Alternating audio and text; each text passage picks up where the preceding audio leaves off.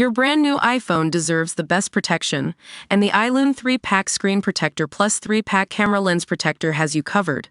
Don't take risks with your iPhone. Click the link in the video description to shop now on Amazon. Welcome to Real News Daily.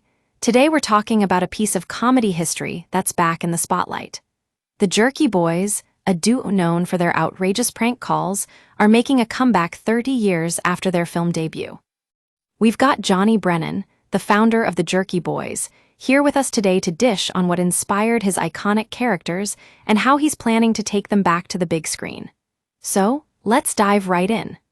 Brennan tells us that his dad was a huge influence on one of his most famous alter egos, Frank Rizzo. So, my dad would get pretty worked up, and that's when Frank Rizzo came out, Brennan says with a laugh. He'd say things like, "Get over here, you effing rubberneck FK," only when he was pissed off or it was time for one of us to get a effing ass-whooping. But the character wasn't just based on his dad. Saul Rosenberg, Brennan's partner in crime, was more of a riff on his mom.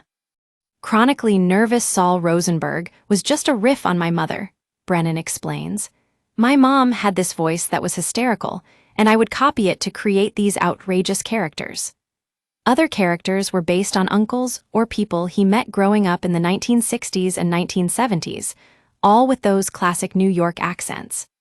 Fast forward to today, and Brennan's planning a biopic about his own rise to fame.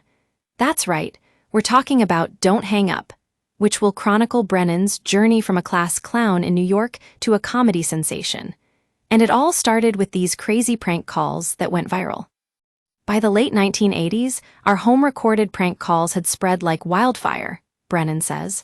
We'd record these tapes and send them to each other, then to friends, before they ended up on cassette tapes that people would buy. These prank calls were so good that they even made it onto the big screen in 1995. But let's be real, the movie wasn't exactly a commercial success, which Brennan partly blames on a massive snowstorm that hit the Northeast the weekend it premiered. But fans have stuck with the Jerky Boys over the years, and now they're getting their chance to see more of these characters come to life.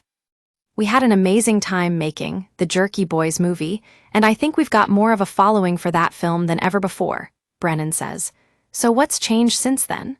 Well, Brennan admits that the game has changed. Nobody picks up the phone anymore, and if they do, it's usually to see if it's some kind of reality show. But at the end of the day, these characters are just a way for me to get out there and connect with people, Brennan says. I'm not just doing this for the fame or the fortune, I'm doing it because I love making people laugh. And if that means coming up with weird requests from fans like, "Hey Johnny, can you tell my brother that he's gonna wrap his head in with a effing ratchet?" then so be it. Listen, folks, what do you feel bad about? Brennan says. I created something that people love, they loved it for decades. And if I can keep making them laugh, then I'm happy to do just that. Thanks for tuning in to Real News Daily.